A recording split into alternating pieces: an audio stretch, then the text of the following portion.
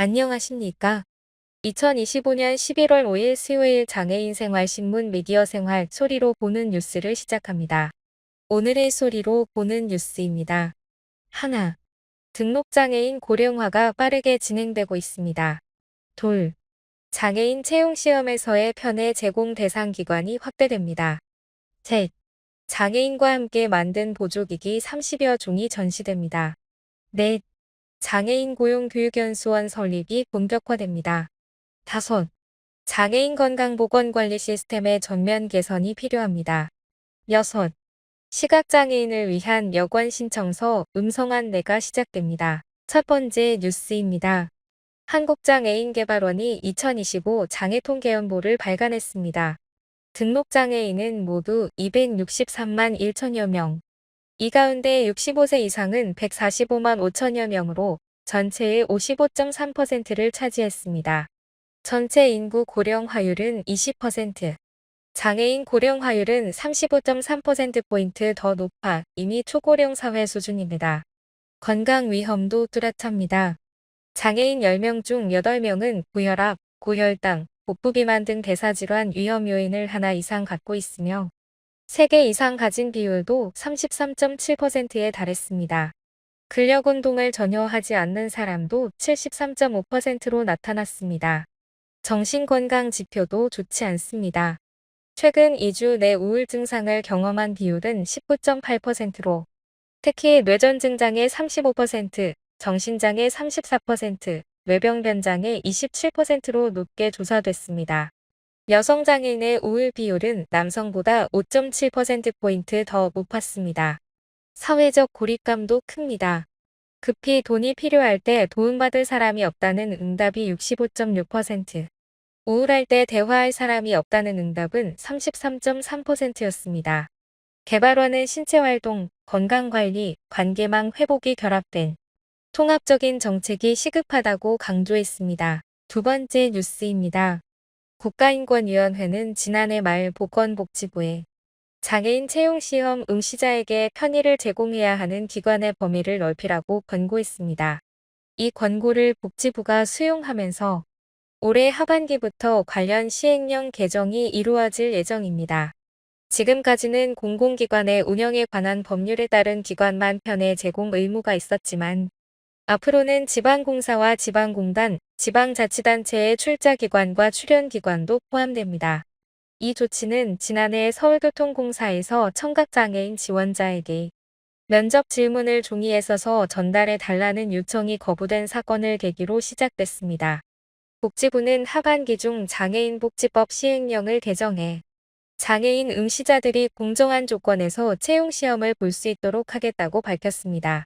인권위는 장애 특성에 맞는 정당한 편의가 모든 채용시험에서 보장될 수 있는 중요한 변화라고 평가했습니다. 세 번째 뉴스입니다. 국회 보건복지위원회 국정감사에서 김예지 의원은 장애인 건강보건관리 시스템의 개선을 촉구했습니다.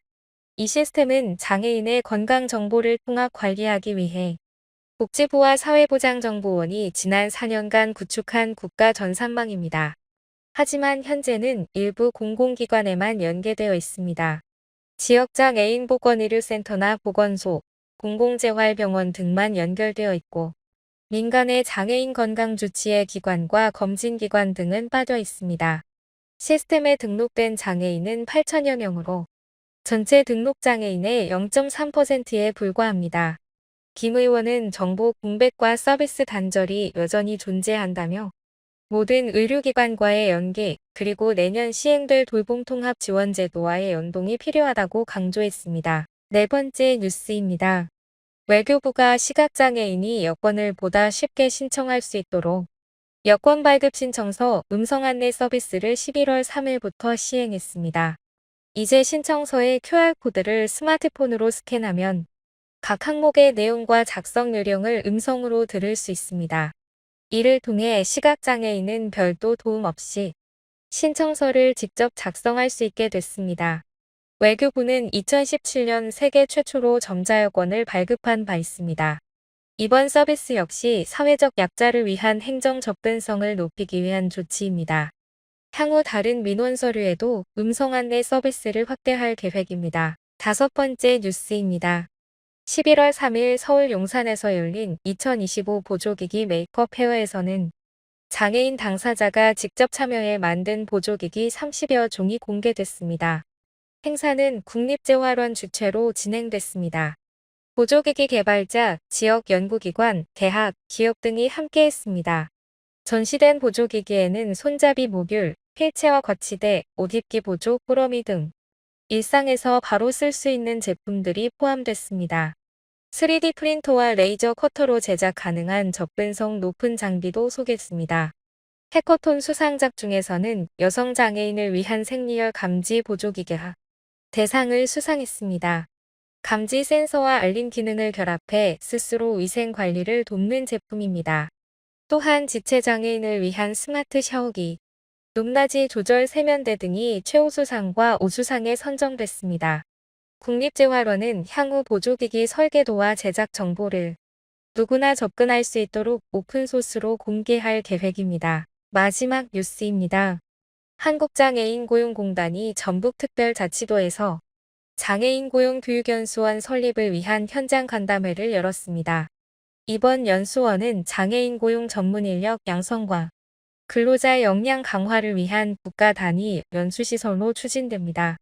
총 사업비는 285억 원이며 연면적 7,165제곱미터, 지상 2층 규모로 건립됩니다.